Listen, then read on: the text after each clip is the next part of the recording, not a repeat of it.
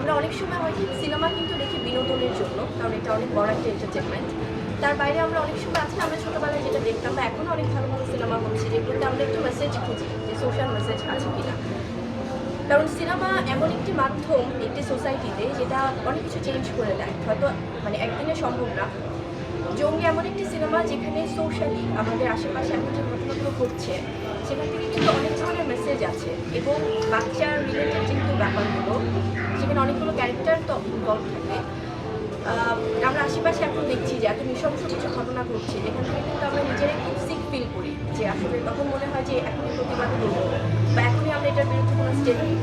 তো আমার মনে হয় জঙ্গি দেখলে অনেক কিছু বিষয় আসলে সবাই বাবা মা হিসেবেও যেমন অনেক সচেতন হবে, আশেপাশের অনেক বিষয় আসলে তারা অনেক কিছু আমার মনে হয় যে রিয়েলাইজ করতে পারবে। সেটি তেমন একটি সিনেমা। নরিতা যিনি আছেন উনি এখন কি করছেন এবং ওনাকে নিয়ে আপনার ভবিষ্যৎ কোনো প্ল্যান আছে? এটি তো বিদেশ থাকে না, নরিতা